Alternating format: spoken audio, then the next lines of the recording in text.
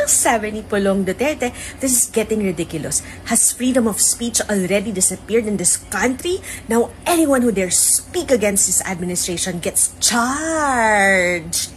Ang dali niyo namang makalimot. Paalala nga natin, Laila de Lima, 3 kaso patong-patong dahil nagsimulang imbestigahan yung Davao Death Squad.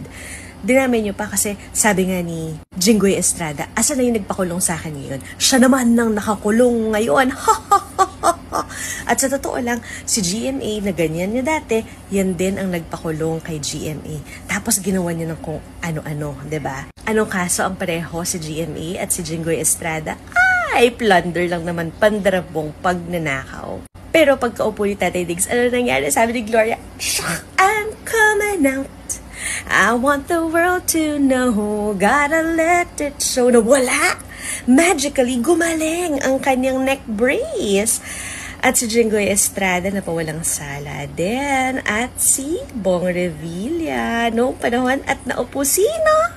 And mind you, yung patong-patong kaso ninyo kay Laila de Lima, nag-recant ang mga tao at napawalang sala siya. All 3 bogus cases. Maria Ressa, anong ginawa niyo sa Rappler? Kung ano-ano na namang sinabi niyo na napawalang sala ng lahat ng korte.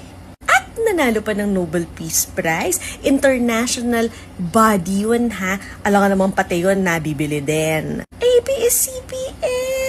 Pinasarado dahil daw sa BIR. Ilang beses nang sinabi ng BIR na walang problema sa tax ang ABS-CBN. At kung ano-ano pang NPA ka kasi, addict ka kasi, mas gusto mong ma-rape yung ibang tao. Yan, ganyan ang mga linyahan nyo dati. Diba? Ako cute nyo. Nakalimutan nyo na ba?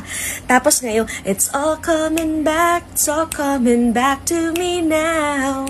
Hala kayo? Pinauso ng tatay mo ang ganyan. You talk about bending the law and everybody, all the DDS freaks out. Putek ang OG law breaker ang mga Duterte. Power tripper na, law breaker pa, pro-China pa. Saan ka pa niyan?